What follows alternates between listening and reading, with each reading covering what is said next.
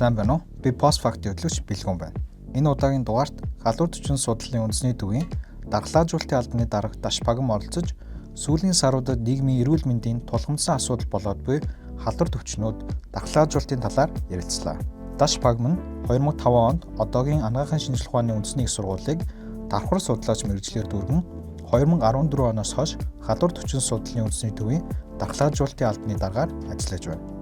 Бид HPV буюу хүний папиллома вирус менингококк үргэлжлүүлэн улаан бурхан өвчний дархал болон эдгээрээс дархлаажуулалтаа сэргийлэх боломжтой талаар хүндсэн юм. Бид өнгөрсөн оны 11-р сараас хийсэн хүний папиллома вирусын эсрэг дархлаажуулалтын үр дүнгийн мэдээллээр яриагаа эхлүүлэх болно.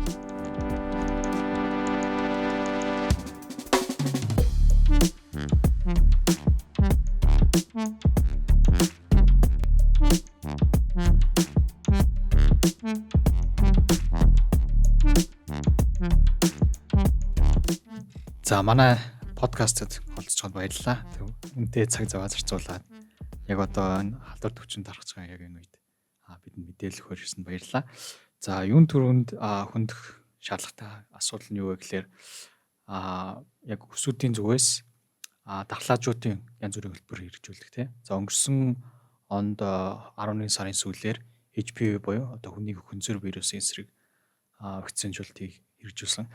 За энэ вакцинжуулалт нь ер нь ямар хуу үр дүнтэй? Ер нь хүсүүдийн зүгээс таны зүгээс ер нь ямар хуу байдлаар оролцож энэ хөтөлбөрийг хэрэгжүүлсэн бэ? За өдрийн мэнд төргий.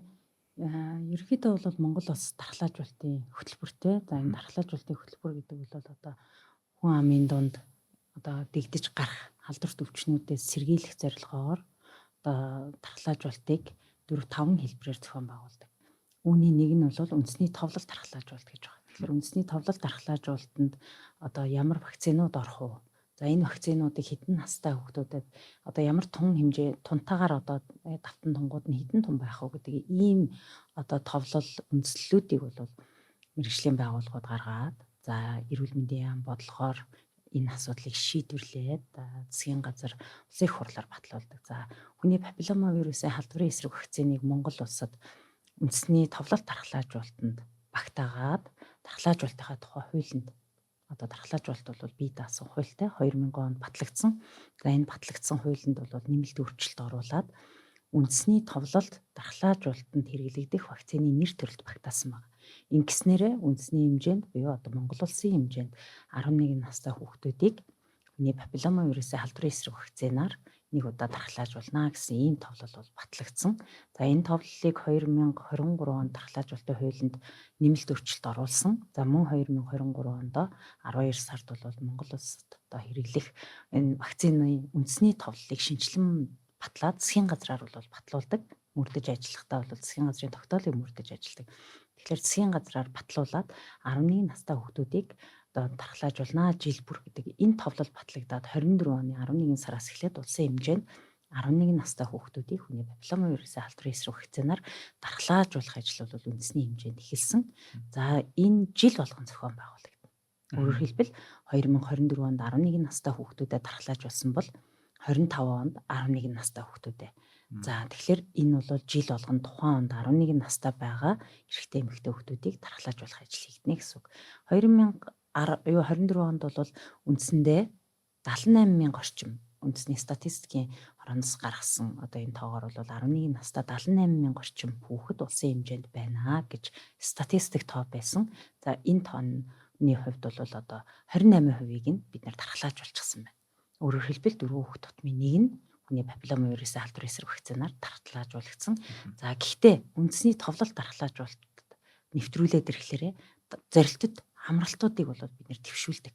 Өөрөөр хэлбэл төрөхөд хийж байгаа вакцинууд бол 95% тай байх гэдэг шиг Монгол улсад хэрэглэж байгаа энэ үндэсний товлол дархлаажуулалтуудыг бол тодорхой зорилтод төвшинг бол одоо үндэсний хэмжээнд тавиад энэ төвшөндөө хүрэхийг одоо зорилго болгож ажилладаг байна. Тэгэхээр ерөнхийдөө хүний папиллома вирусын халдварын эсрэг вакцинаар бол 11 настай хүүхдүүдийнхаа 75%-ийг хамгийн багадаа дархлаажуулна гэсэн бол энэ хувьдаа хүрээгүй байна.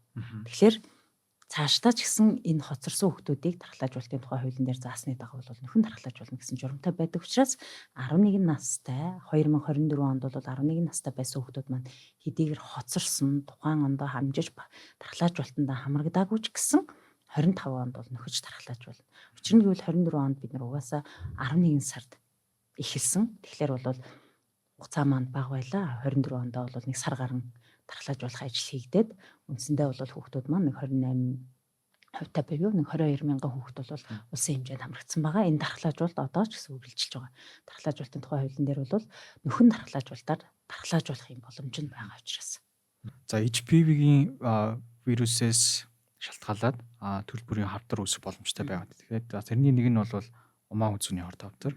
За манай орны хувьд бол умаа үзүүний хорт хавдрын тохиолдол нэлээд өндөр орнуудын тоонд тооцогдож байгаа. Тэгэхээр яг энэ вакцинжуулалтын дархлаажуулалттай холбоотой вакцинаар дамжуулаад хавдраас сэргийлэх боломжтой гэдэг энэ ойлголтыг ер нь олон нийтэд ер нь яаж нэмэгдүүлэх боломжтой вэ?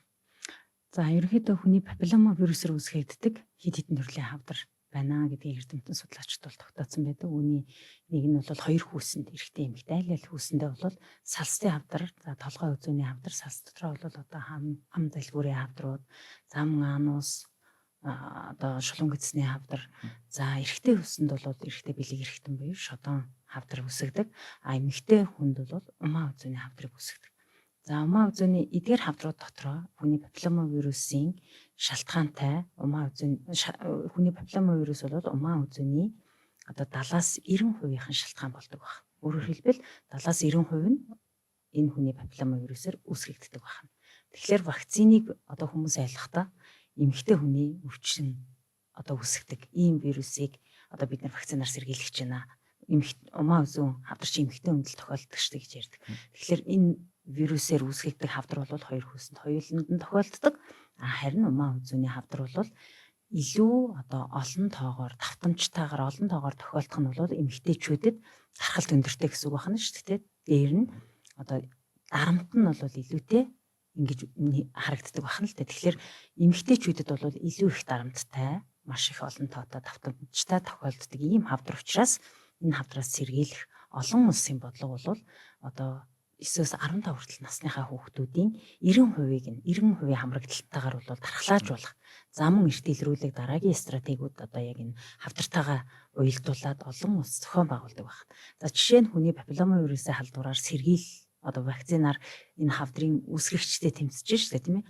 Үүсгэгчээс сэргийлэх энэ вакциныг бол дэлхийд дахин 150 гаруйгаар хийж байна. Тэгэхээр үндсэн стратеги бол энэ насны охтуудынхаа өөрөөр хэлбэл 9-15 насны охтуудынхаа 90%-ийг дархлаажуулах нь энэ хавдрыг хяналтанд авах одоо өргөмж сэргийлтийн аргуудын нэг юм аа гэд улс орнын даяар бол одоо энийг хийж байна л да. Тэгэхээр манай улс ч гэсэн одоо хүний папиллома вирусээр үүсгэгддэг энэ хавдруудаас сэргийлэхэд бол дараагийн 10 жилд энэ хавдруудын тоо хэмжээг бууруулахын тулд одоо энэ вакциныг үндэсний товлолтод нэвтрүүлж байгаа. За зарим улс орнуудад хийгдсэн судалгаанууд байна. Одоо хөгжсөн Англи, за Дани, Швед маш их энэ вакциныг нэвтрүүлсэн улс орнуудад 10 жилийн дараах үр дүнгуудээ бол хэвлээд эхэлсэн. Өөрөөр хэлбэл 2007-8 оноос эхэлж нэвтрүүлсэн улс орнууд за энэ вакцинаар бид нар 10 жилийн дараа ямар үр дүнд хүрвэ гэдгээ бол дагаж судлаад одоо нийтлээд эхэлсэн байгаа. Тэгэхээр маш олон судалгаа хийгдсэн. Энэ вакцины бол эдийн засгийн хувьд үр ашигтай. За мөн одоо вакцины үр дүнгийн хувьд ч гэсэн энэ 9-14 наснд нь хийх нь 10 жилийн дараа судлахад энэ HPV вирусээр үүсгэгдэх хавдраас бол 88%-аар одоо хамгаалсан байна. 88%-аар энэ хавдрын тоо хэмжээг бууруулсан байна гэдгээ судалсан. За манай улс орнд ч гэсэндээ 2012 онд энэ вакциныг сонгосон 2 аймагт бол нэвтрүүлж байсан. За энэ одоо нэвтрүүлсэн охтынхоо донд бол дааж судалгаануудыг манай зарим судлаачид бол хийсэн. Үр дүнгуудээ ч гэсэн хэвлүүлсэн олон улсад бол бас хэвлэгдсэн байгаа. Тэгэхээр энэ судалгаануудын үр дүн дээр ч гэсэн 10 жилийн дараа одоо 2012 онд хийснээс хойш чинь даруй Монгол улсад ч гэсэн 10 жил өнгөрцөн байна шүү дээ тий. Тэгээ 10 жилийн дараах энэ үр дүнгуудыг үзэхэд бол вакцин хамрагдсан хүүхдүүдийг хамрагдаагүй хүүхдүүдтэй харьцуулж судлахад дархлааны түвшин буюу хамгаалах түвшин өндөр хэвээр байна гэсэн судлагдсан ийм үр дүнгууд байгаа. Тэгэхээр энэ одоо үр дүнгууд дээр үндэслээд хүмүүс бас зөв мэдээллийг зөв газраас хүлээж авч явах хэрэгтэй. Мэргэжлийн байгууллагууд ялангуяа одоо хавдар бол хавдар судлалын үндэсний төв дээр эмчлэгдэх, онцлогдох, за тэндээс иргэдтэй зориулсан мэдээллийг одоо системтэйгээр түгээж байна. За үүсгэгч буюу вирусийн эсрэг сэргийлтийн аргуудыг за ялангуяа өвөрмөц сэргийлт буюу одоо вакцинаар сэргийлэгдэж байгаа энэ халдварууд вакцины одоо энэ сэргийлтийг бол өвөрмөц сэргийлт гэж хэлдэг. Энэ сэргийлтийг хийхийн ач холбогдол энэ вакцинаар сэргийлэх ач холбогдлыг бол халдвар төвчин судлалын үндэсний төв за бусад одоо энэ дархлаажуулах үйл ажиллагааг хүн амдаа хүргэж байгаа эрүүл мэндийн байгууллагууд бол хүргэж байгаа хэдий ч иргэд маань зөв мэдээллийг зөв одоо их сурвалжаас авч за яг бодиттой ийм мэдээллүүд дээр үндэслэж эрүүл мэндийн шийдвэр гаргах бол хэрэгтэй. Тэгэхээр энэ талаар хийгдсэн судалгаа мэдээллүүдийг нэгтгээд энэ мэргэжлийн байгууллагууд эрүүл мэндийн яам гэдэг ингээд бүх одоо энэ чиглэлээр ажилтдаг салбарын байгууллага, мэргэжлийн байгууллагууд бол мэдээллийг өгдөг. Тэндээс одоо иргэд маань авч ивэл илүү бодиттой яг одоо ийм мэдээллийг авах боломжтой. Вакцинтай холбоотой айгүй олон хуурамч мэдээлэлд өгдөг те. За үргүүдэл үүсгдэг, хорт авдраас сэргийлэх биш бүр хорт авдар үүсгдэг ч гэдэг юм уу те. Их хэмжлэн ингээд олон төрлийн одоо төрөл бүрийн вакцинтай холбоотой хуурамч мэдээлэлд өгдөг. Тэгэхээр юу нэг вакцины аюулгүй байдалтай холбоотой юу ямар хуу ерөнхий процедур явдаг те. Яаж аюулгүй байдлаа жишээ нь Монгол улс хангадаг талаар мэдээлэл өгөөч. За тэгэхээр халдвар төвчин судлалын үндэсний төвлөлд ангараа энэ вакцинжуулалтын ажиллагааг зохион байгуулдаг гэвэл үгүй. Энэ дээр бол энэ чиглэлийн мэргэжлийн болоод одоо бусад хяналтын байгууллагууд маш олон талын оролцоод байгаа энэ дархлаажуулах үйл ажиллагаа бол хэрэгждэг. За жишээ нь бол манай Монгол Улс засгийн газар одоо нэг хүүхдийн сан хоорондын байгуулсан гэрээгээр энэ вакциныг одоо дэлхийн эрүүл мэндийн байгууллага, Европын холбоо болоод за энэ Америкийн хүнс эмийн агентлагийн зөвшөөрөл авсан вакциныг за шаардлага хангасан үйлдвэрлэгчээс нь ханган нийлүүлэх дээр бол гэрээтэй ажилдаг. За энэ гэрээний дагуу бол одоо нэгсэндээ бидний өмнөөс нэг хүүхдийн сан одоо олон улсад ханган нийлүүлэх төвтэй юм байгууллага. Тэгэхээр зөвхөн Монгол улсад биш. Одоо 190 гаруй улс орны бол одоо 80-90% нь энэ вакциныг нийлүүлэлтийг бол нэгдсэн байдлаар хийдэг ийм төвтэй байхгүй. Тэгэхээр энэ төв бол бидний өмнөөс одоо үйлдвэрлэгчтэй одоо энэ яг улс оронд нь хүргэх хүртэлх хяналтыг бол хийж байгаа. Тэгэхээр үйлдвэрлэгч Монгол улсын одоо шаардлагатай вакцины захиалгыг аваад нийлүүлэхдээ одоо улсын хил дээр хүргэх хүртэлх хяналтыг тавьж байгаа. За улсын хил дээр нэвтэрч орж ирсэн цагаас эхлээд мэргэжлийн одоо энэ чиглэлд ажилтдаг байгууллагууд гайлын ерөнхий газар хяналтаа тавина, хилийн хорио цэрийн хяналтын газар хяналтаа тавина. За энэ вакциныг нэвтрүүлэх гэж байгаа талаарх мэдээлэлээ бол эрүүл мэндийн яам болоод одоо эмнэлгийн хэрэгслийн хяналт зохицуулалтын газар бол импортын лицензийг гаргаад энэ байгууллагуудад мэдээлэлээд за энэ байгууллагууд хөндлөнгийн хяналтуудаа хийгээд за тухайн вакцин яг Монгол улсын хилээр нэвтэрч орж ирэх цагаас эхлээд ямар байв одоо сав баглаа бодол химийн хяналт вакцин дээр бол зохистой химийг бол баримтлах хэрэгтэй байдаг. Зохистой хим гэдэг бол вакцины үйлдвэрлэгчээс гаргасан тэр химд нь хадгалах ёстой. Тэгэхээр ийм хяналтуудыг бол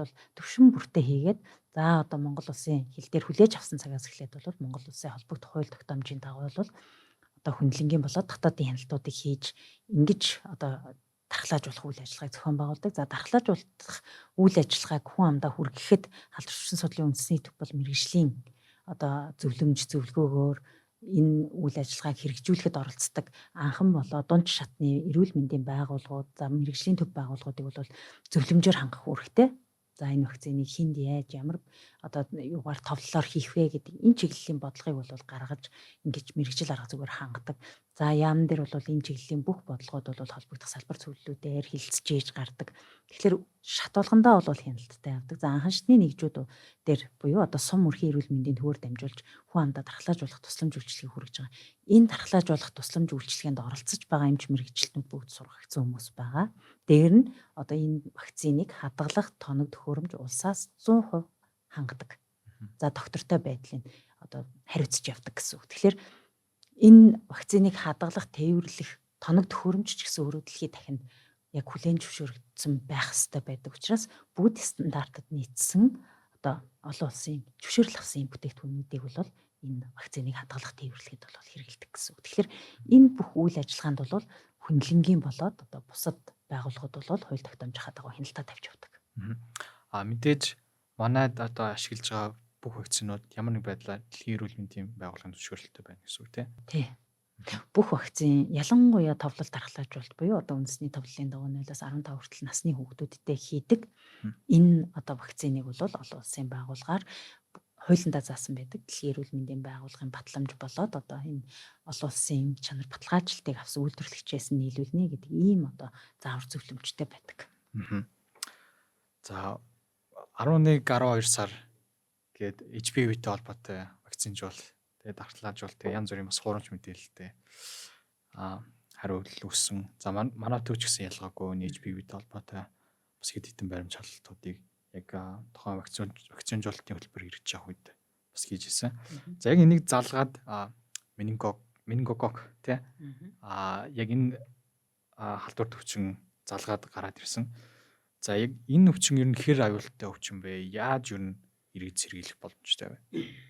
За менингококкийн халдварын талаар бол иргэд маань маш их мэдээлэл авсан тийм ээ.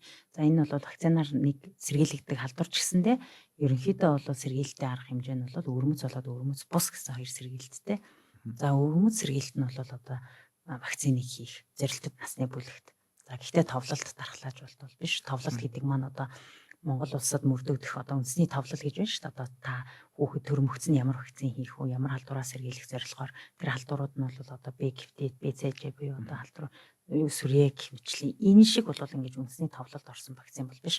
Давхар судлалын заалтаар буюу өвчний нөхцөл байдалтай уялдуулаад одоо өвөрмөц сэргийлэх буюу вакцинаар сэргийлэх ийм нэг арга хэмжээ нь бол вакцинаар сэргийлэх. Мөн одоо бусад арга хэмжээ буюу өвөрмөц бус сэргийлэлтийн арга хэмжээнд бол одоо нөгөө халдвараа сэргийлэх бусад арга хэмжээнүүд байна. Мэдээж бага насны хүүхдээ бол олон нийтийн газар авч явахгүй байх. За хамгийн энгийн юу бол одоо нөгөө хүүхдийн хоолойг зайлах гэж хэлдэг те. Энэ хоолой зайлах гэх мэтчлэн ийм бусад одоо халдвар төвчнөө сэргийлэх арга хэмжээтэй бол адилхан өвөрмөц сэргийлэлт арга байдаг. За вакциныг бол давхар судлалын заалтаар буюу одоо тэр өвчин бүртгэгдсэн газар нутгийн хүн амд шаардлагатай бол хийн. Эсвэл одоо гэр бүл, ангийн хамт олон гэдэг ингээд нөгөө олон нийтийнх нь яг одоо ийм цар хүрээг тогтоож байгаа, тавилтын цар хүрээг тогтоож байгаа өвөрмөц сэргийлтийг бол хийдэг байна. Өвөрмөц гэдэг маань бол вакцинаар сэргийлхийгээ бид нөр өвөрмөц сэргийлэлт арга гэж хэлдэг байна. Яг энэ өвчний ер нь аюулын хувьд хэрэв би буруу санааг бол нэг хүн нас барсан те энэ өвчнөө халдвар асуулаад.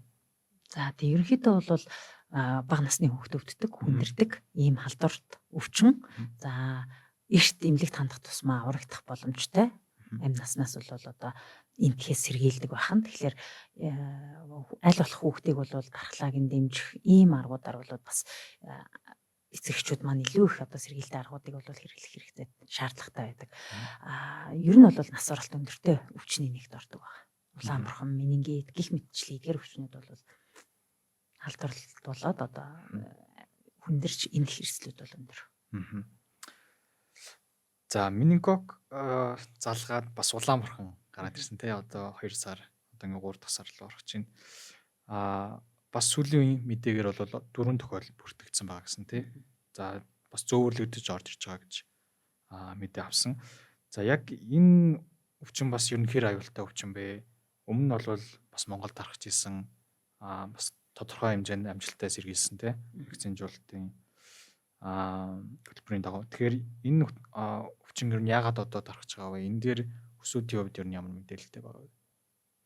За улаан бурхан гэдэг бол халууралтай, тууралттай, цөчмөгөөр илэрдэг, бага насны хүүхдүүд хэвчлэн өвддөг. Бөгөөд вакциндаа хамрагдаагүй. Энэ бол үндэсний товлолт вакцинтай. Одоо үндэсний товлолын дагуу 9 сартаад нь 2 настаад нь энэ вакциныг хийх ёстой юм. Улаан бурхан, улаан нууд, гахаа авдрын эсрэг вакциныг хийдэг. Энэ вакциндаа хамрагдах юм бол судлаачдынхаар бол 95-аас 98% нь бол насан туршийн дархлаа тогтдог.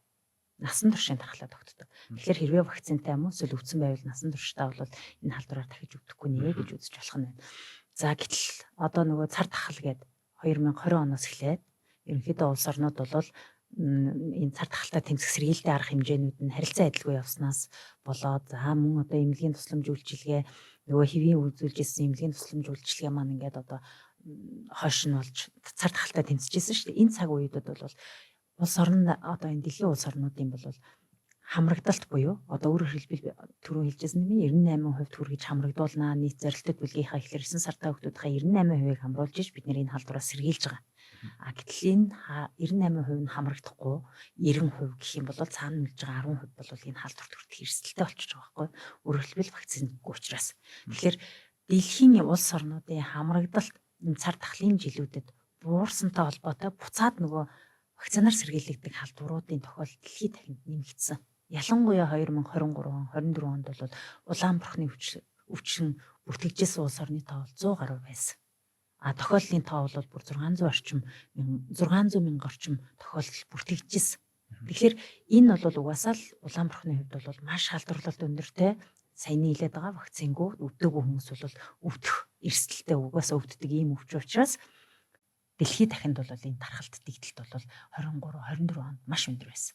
25 он гарсаар энэ халдварын тоо бол одоо буурах 24 онтой харьцуулахад бол буурах хандлагатай байгаа. Улс орны тоо ч гэсэн буурч улс орнууд маш олон одоо чиглэлээр бол хариу арга хэмжээг хэрэгжүүлж байгаагийн нэг нь бол нэмэлт тархлаажуултыг улаан бурхан улаануудын эсрэг вакцинаар зохион байгуулж байгаа. Өөрөөр хэлбэл эрсдэл бүлгийнхээ хүн амд энэ нэмэлт тархлаажуултыг өмнө нь вакцинд хамрагдсан хэсгээс үл хамааран өргөн хэмжээнд тархлаажуулж хүн амаа энэ вакцинаар тархлаатай болгосныхоо үндсэн дээр бол нөгөө өвчлөл бүртгэгдэх тохиолдлын тоо нь бол буурч эхэлж байгаа.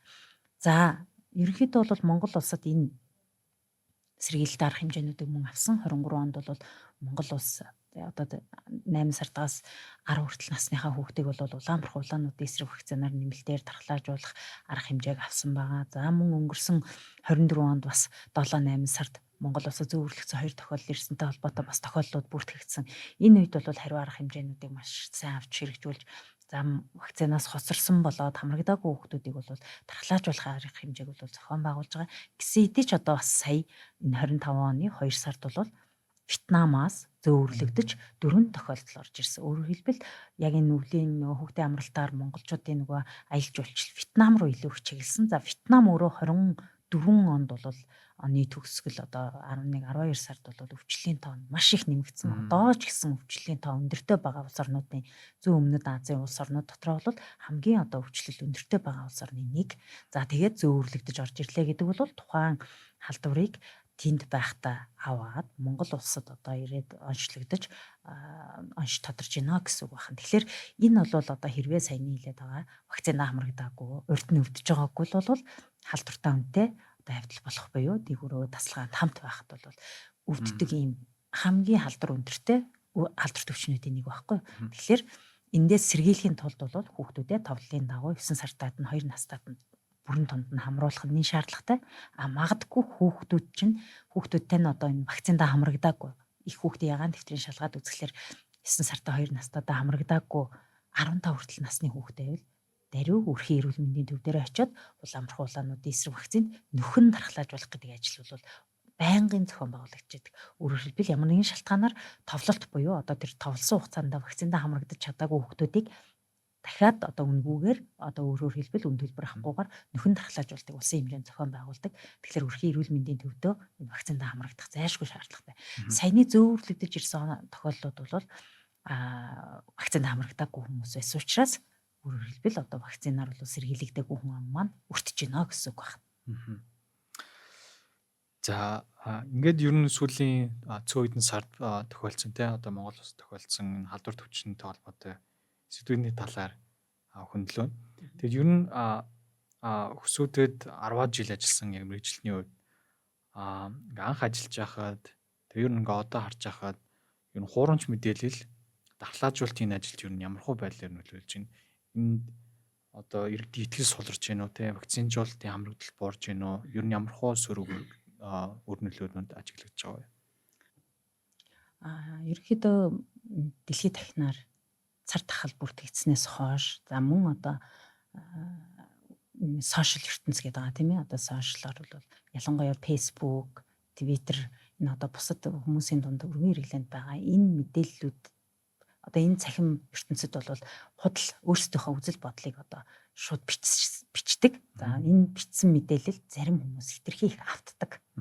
За тэр мэдээллийг үнэн бодиттой байна уу гэдгийг нь бол нягтлах ч юм уу эсвэл тэрнийг одоо яг бодиттой их сурвалжаас явж байгаа мэдээлэл мөн үү биш үү гэдгийг нягтлалгүйгээр тим гинэгээд одоо ингээд амд амтсан яриа гэдэг шиг ийм худал мэдээллүүдийг түгээж тарааснараа буцаад нөгөө халтар төвчний хамралт буурж байгаа. Өөрөөр хэлбэл бид нийт одоо төрсэн хүүхдүүдийнхаа 98%-ийг нь буюу одоо жилдээ төрж байгаа 60-70 мянган хүүхдүүдийн 98% гэхэлэр нэг 60,000 гэж үзэх юм бол 58,000-ыг нь хамруулнаа. За бусад одоо магадгүй хүндэтгэх шалтгаантай хамрагдахгүй эмчийн заалттай хүүхдүүдийг үлдээнэ гэж тооцоход одоо хамрагдал тэрнээс доошо буух юм бол буцаад нөгөө вакцинаар сэргийлэгддэг бусад халдвар төвчнүүд дэгдэж гарах. За энд нөгөө өртөмхий хүн амыг бэлдэж өгч байгаа. Өртөмхий хүн ам гэдэг бол жишээ нь Улаанбархан дээр вакцингийн хүн бол өвдгөн тодорхой. Тэгэхээр хэрвээ энэ халдвар үргийн хэмжээнд тархах юм бол вакцингийн хүн л хамгийн түрүүнд өвддөг. За тэгээ бага насны хүүхэд хүндэрдэг. Хүндрэл өндөртэй өвчин. Тэгэхээр эдгээр ийм боломжуудаас бид нэр сэргийлэх, эдгээр энэ аюулуудаас сэргийлэх боломж нь байсаар байтал энэ боломжийг алдаж эхэлж байгаа. Ингэснээрээ эдийн засгийн хувьд хүнээс гарах зардал, за эрүүл мэндийн салбарын хувьд ч одоо гарч байгаа зардал бол цар тахлын үед, дэгдэлтийн үед, альва нэгэн халдвар төвчний үед бол үнээр гардаг. Яагаад гэвэл олон хүнийг зэрэг нэг дор хамруулж өвдөгдөг өөрөө. Тийм учраас энэ зарцуулж байгаа энэ зардал мөнгө бол эдийн засгийнхаа хувьд маш их гарч байгаа. Түүнээс гадна за мөн одоо нөгөө хувь хүндээ бол тэр халдвараар өвдөхөд халдварыг авахд хүндрэх. За ар гэрт нь бол бас л дахиад нөгөө эрүүл мэндийн асуудлуудад уялдаад эдийн засгийн асуудлууд яригддаг. Тэгэхээр ийм асуудлууд бол улам их одоо өргөжих ийм одоо эрсдлүүдийг энэ хуурамч мэдээлэл бий болгоод. Энэ хуурамч мэдээлэлд автсан хүмүүс маань хүүхдүүдээ ч юм уу өөрөө ч юм уу цаг хугацаанд вакциндаа хамрагдаагүйгээсээ болоод тэр сэргийлэх боломжтой байсан халдвараар өвдөх эрсдэл нь бий болж байна л гэсэн үг.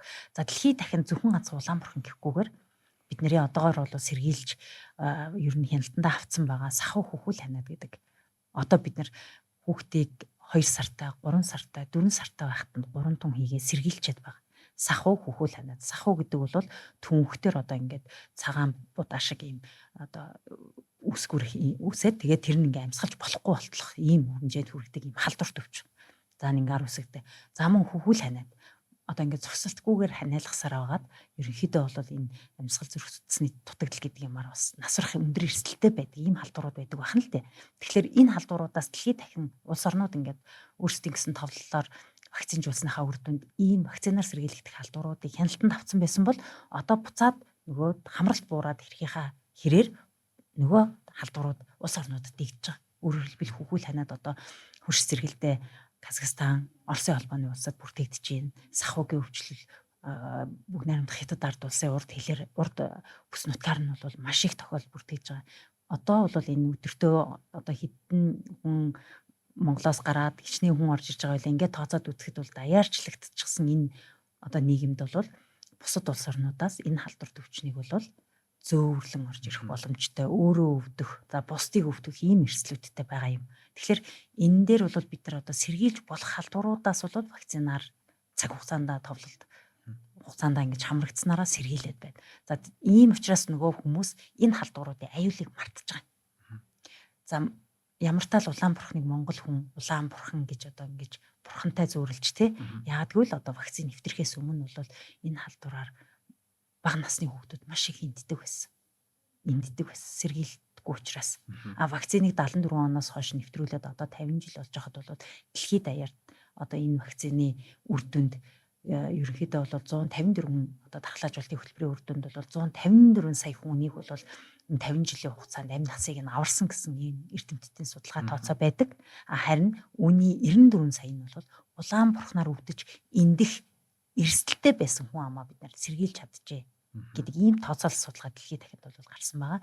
Яг л одоо ийм одоо учир шалтгаантай учраас энэ вакцинаар сэргийлэгддэг халдвар төвчнүүд бол цагтаа цар тахал болгож ирсэн. Болтол өргөн хэмжээнд тархдаг байсан вакцины үр дүнд л хяналтанд авчаад байгаа. Хэрвээ энэ дахиад одоо ямар нэгэн ташаа мэдээлэлд хэтэрхий авцснаасаа болоод эрүүл мэндийн байгууллага салбарт одоо итгэхгүйгээсээ болоод ийм одоо худал их сурвалжин тодорхойгүй мэдээлэл тавтаа шийдвэр гаргах юм бол буцаад энэ халдварууд бол одоо та биднийг орхихгүй нэ гэдэг нь бол тодорхой халдвар орхихгүй байхад одоо бас энийг дагсан эрсдлүүд бол дагаад явдаг байх нэ. 2020 онд бол ковидын цар тахал тохиолдсон тий. Тэгээ олон ер нь дэлхийд даяараа Монгол гэлтгүй дэлхийд даяараа шок байсан. Эндээс ер нь улс даяараа гэх юм уу нийгэм даяараа яг сургамж аваад дараагийн магадгүй цар тахал бид нэр ер нь бэлэн байдал ер нь хэр хэмжээгээр нэмэгдсэн бэ? Эсвэл ер нь буураад бүрд орцсон уу? Ялангуяа нөх хуурамч мэдээлэлтэй холбоотойгоор тийм. За мэдээж цар тахлыг даван туулна гэдэг бол маш олон хүний нөрх хөдөлмөр. За улс орны хувьд бол маш их эдийн засгийн одоо асуудлууд бол яригдж байгаа. Зардал мөнгө бол төдий хэмжээгээр их яригдсан ийм судалгаанууд ч олон улсад бол хийгдсэн байж байгаа. Өөрөөр хэлбэл цар тахлын жилүүдэд бол эдийн засгийн бууралт ямар байсан. За тэр хэмжээгээр бол одоо тэгэл нийгмийн асуудлууд гэдэг. Энэ үед бол одоо яг энэ цар тахалтай тэмцэх мэрэгжлийн болоо салбарын байгууллагууд бол хүний нөөц, за тоног төхөөрөмж, бусад энэ одоо тэмцэх энэ талаас олж чадчихсан. За харин дараагийн одоо цар тахлууд ч юм уу одоо дараагийн халдварын үед бол мэдээж бэлэн байдлаа бол тодорхой түвшинд хангасан. За ингэсэн хэдий ч бас давагдшгүй хүчин зүйлүүд гамшигын хэмжээнд үнэлэгддэг нэг асуудал бол халдвар төвчин. Халдвар төвчин гэдэг бол гамшигын хэмжээнд одоо гамшиг нийгмийн эрүүл мэндийн ностой байдлыг үүсгдэг ийм одоо өвчнүүдийн нэг. Тэгэхээр хэдийгээр одоо ингээд биднэрт туршлага байгаа хэдий ч энэ одоо хүн ам маань вакцинд хамрагдаагүй, хоримтлагдсан олон хүн бий болж одоо энэ вакцинд хамрагдаагүй хүн олон байх тусмаа жишээ нь Улаанбархан дээр бол дэгдэлт бий болж 2015-16 оны шиг хэмжээний дэгдэлт үүсэх эрсдэлтэй. Тэгэхээр одоо өөрөөр хэлбэл таны эрх, миний эрхээр хязгаарлагдана гэдэг шиг бусдад халдвар тараахгүй тул та өөрийгөө хамгаалах ёстой. Өөрөө бас халдвар авахгүй тул өөрийгөө хамгаалах ёстой. Халдвар төвчин дээр. Тэгэхээр өөрийгөө хамгаалах арга байна уу гэвэл байна. Мэдээж өвөрмөц болоод өвөрмөц бас халдвар төвчин дээр яриад байгаа нэг онцлог нь өвөрмөц бус гэдэг нь бол одоо мэдээж сэргээлтийн ковидын үед маш сайн сурсан шүү дээ бид нэр олон нийтийн газраар явахдаа маск зөөх, за мөн зайгаа барих, ялангуяа агаар туслын халдваруудын үед бол одоо агаар сэлгэлтийг хийх, гэр орондоо цэвэрлэгээ хийх гэдэг энэ аргуудыг бол маш сайн хэвшсэн манай ард түмэн. Харин вакциндаа ч гэсэн маш сайн өндөр хамрагддаг гэсэн хэдий ч бас үлдэж байгаа хувьуд маань бол түүж өвдөд байна. Энэ нь бол одоо энэ сая зөөвөрлөгдөж ирсэн дөрвөн тохиолдол төр харагдаж байгаа юм. Тэгэхээр л цаашдаа энэ вакциндаа бол хүүхдүүдэд товлолт хугацаанд нь хамруулах өөрсдөө ч гэсэн зөвлөмж болгож байгаа вакцинуудыг бол хийлгэх нь илүү ач холбогдолтой л гэж хэлэх хэрэгтэй байна. Яг нөгөө түрүүний таны үндсэн асуудалтай холбоотой яг хувь хүний өнцгөөс нь яг энэ асуултыг болгоё л да. Магадгүй онлайн дээр нэг хураж мэдээлэл харчдаг тийм вакцин хорт авдар үүсгдэг ч гэдэг юм ингээд. Гэтэл бодиттой их сурвалжуудыг одоо хүсүүд гэдэг юм уу мэрэгжлийн байгууллагууд бол мэдээлж байгаа тийм. Тэгэхээр яг магадгүй яг тэр бодиттой мэдээлэл нь харахгүй байгаа зөвхөн хурамч мэдээлэл нь хараад байгаа ч юм уу тийм. Эсвэл бодиттой мэдээлэл харсан ирнэ идэхгүй байгаа тэр хувь хүн юу ямар хуу байдлаар хандж ийж илүү зохистой хандлагыг одоо өөртөө бий болгох боломжтой.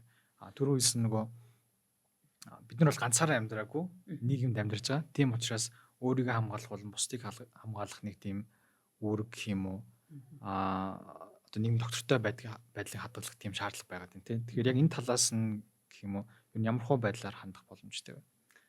За ерөнхийдөө бас яг зөв тэр одоо вакцины хувьд бол маш их таарсан асуудлууд олон нийт бол сошиал дээр тавьж байгаа. Жишээ нь тэр хавдар үсгдэг гэл хавдраас сэргийлэх гэж байгааг ингээд албаар ташаа мэдээлэл болгоод хавдраас бол 10 жилийн дараа энэ үсгэгчийн эсрэг хийж байгаа вакцины учраас сэргийлнэ. Гэхдээ хавдар чи өөрөө өнөөдөр аваад маргааш илэрчдэг хүчин биш гэдгийг судлаач тогтооцсон байгаа шүү.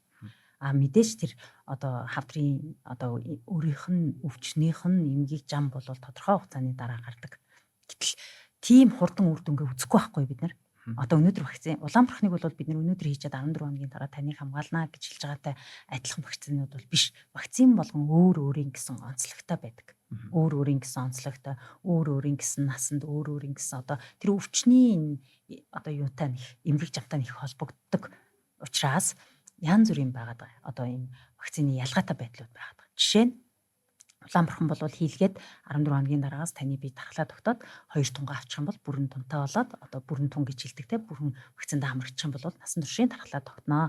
За магадгүй тодорхой хувьд нь бол хувь хүний өөрийн дархлааны онцлогоос хамаарат нэг 5% нь бол дархлаа тогтохгүй байх боломжтой гэж эрдэмтэд судлаачид үздэг. За гэтэл хүний папиллома вирусын эсрэг вакцин чинь өөрөө хавдрыг үүсгээд байгаа вирусынх нь эсрэг байхгүй юу? Хавдрын шалтгаан болоод байгаа вирусын эсрэг тэмцэж байгаа вакцин яасан гэж хавдар үүсгэх юм. Тэрийг нь хэрвээ хавдар үүсгэж гин гэж тогтооцсон байсан бол дэлхийн энэ олон улс орнууд одоо болтол хэрэглэхгүй байх байсан. Тэгээд маш их олон вакцины хувьд бол маш их олон ингээ үе шатыг хяналтын болоод туршилтын маш олон үе шатыг одоо хийгээд тэр бүх үе шатан дээр үнэхээр сэргийлж гин аюулгүй байдал чанар за дээр нэмээд үр дүн бол үнэхээр одоо хүлээн зөвшөөрөх хүч байгаа учраас бүх талын ийм хяналтын байгууллагуудаас зөвшөөрөл авч хэрэгэлдэг. Ер нь бол маш өндөр хяналттай бүтээгддэг одоо эмийн бүтээгдэхүүнүүдийн нэг байхгүй юу? Эмийн бүтээгдэхүүн гэсэн үг.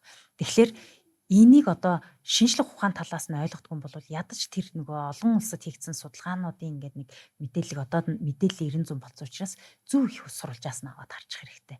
Тэ гэтэл одоо дагаад тэрнийг дагаад худал эсвэл хин нэгэн бодлоо үзэл бодлоо тавьчихсан байгаа юмд бол хитрхи автахаар ийм одоо тийм нийгэм бол одоо биш баха. Яг гэвэл мэдээллийг их сурвалж бол мэдээллийг бол бид таанаас ч авч болохоор болсон ш. Тэгэхээр энэ талынх нь мэдээллийг хэрвээ та үнэхээр хайж олж чадахгүй байвал мэргэжлийн байгууллагад нь хандах хэрэгтэй.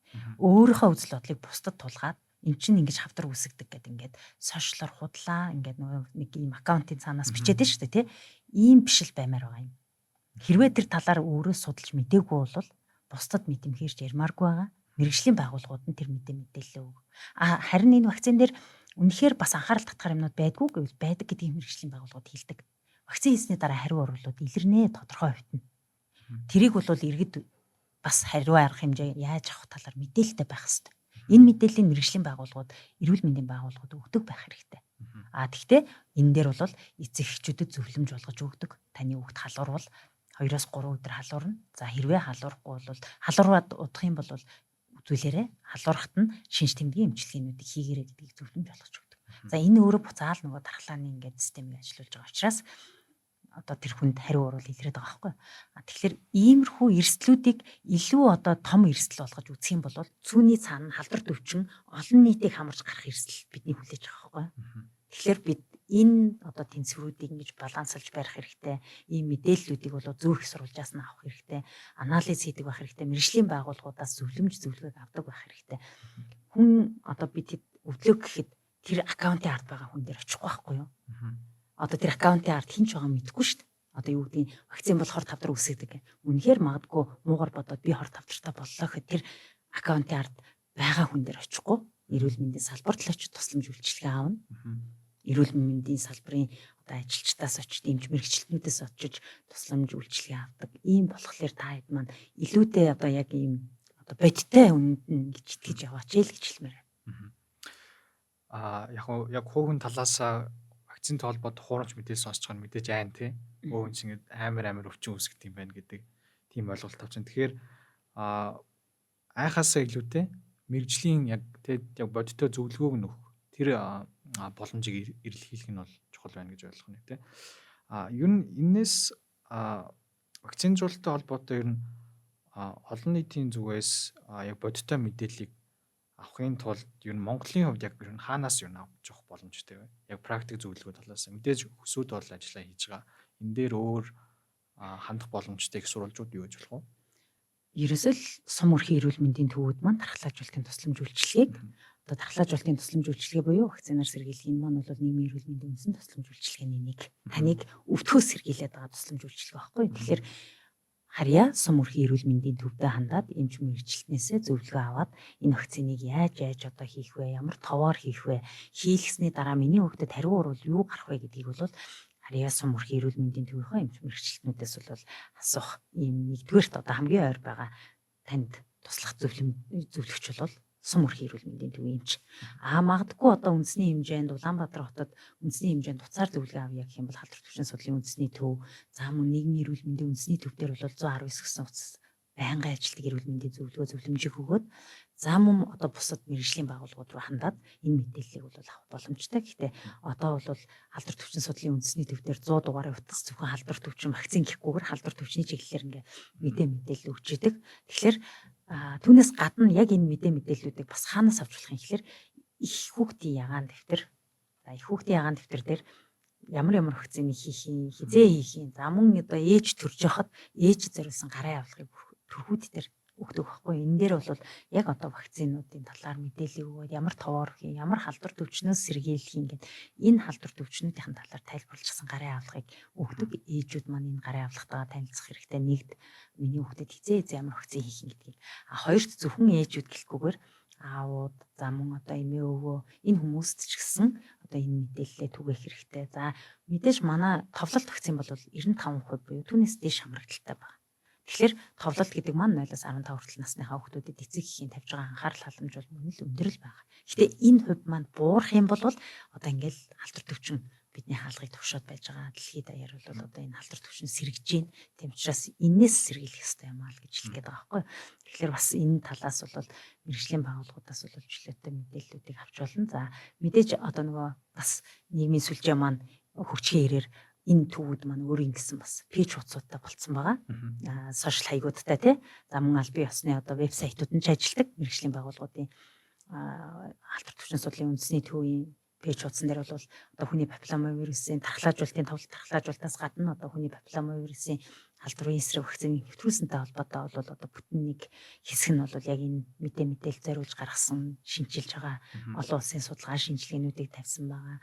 Монгол улсын энэ судалгаа шинжилгээ за энэ вакцины талаар түрүү хэлээдсэн тийм найрлага хавар тавдар үүсгэх юм шүү гэдэг үүсгэх боломжтой юм уугүй юу гэдэг энэ талаарх мэдээллүүдийг тавьсан байгаа учраас тухайн байгууллагуудын мэргэжлийн одоо энэ байгууллагуудын бол юу руу орох нь сайт руу орох нь байна. Магадгүй одоо аль биесных нь тэр юунууд руу хаягууд руу орж мэдээллийг бол авах боломжтой. За хамгийн сүүлд нь танаас яг мэрэгжилтний хувьд тий өсвүүдэд ажилладаг олон жилийн туршлагатай яг эмч хүний хувьд олон нийтийн асуудлыг ингээд шийдэх гээд явж байгаа тий вакцинжуулалт гэдэг бол зөвхөн нэг хувийн асуудал биш. Яг та мэрэгжилтэн хүний талаас ер нь ажилласаа ямар хуу яаж ер нь аз жаргалыг олж авдаг вэ? Ер нь энэ олон хүнд асуудлыг зохицуулахаа явж хахад ер нь аз жаргалтай гэх юм уу те танд гоё мэдрэмж төрүүлдэг хэсгүүд нь ер нь юу байдаг вэ? За мэдээч энэ мэргэжлийг эзэмшээд энд ажиллана гэж ингээд зорьсон учраас бол байнгын ажилласаа мэдээж юг авдаг одоо ирч хүчийг энэ ажлын төлөө бол хийнэ энэ хариуцж байгаа ажлынхаа төлөө болоод эзэмшсэн мэргэжлийнхаа төлөө гэдэг ийм байнгын одоо өөртөө бол ийм одоо юу гэдгийг урам зоригийг авч явдаг.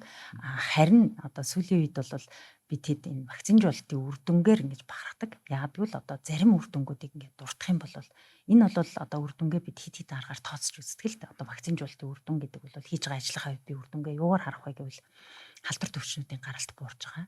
Өөрөөр хэлбэл одоо Бохир гарын шар гэдэг 2012 онд би залуу эмч байсан манай энэ албанд ажиллаж исэн Ахмад эмч нар маань энэ вакциныг нэвтрүүлэх үндэслэл шаардлагыг тавиад үе одоо энэ салбарт ажиллаж исэн хүмүүс одоо энийг хилцээд за ерөнхийдөө бол гепатит А-гийн эсрэг вакциныг нэвтрүүлэх нь зүйтэй гэж шийдвэр гараад нэвтрүүлээд 2012 онд одоо ингээд нэвтрүүлсэн вакцины үр дүнг одоо ингээд харахад тэр үед одоо өвчлөл бол 300-400 гараар тоологддог байсан байна.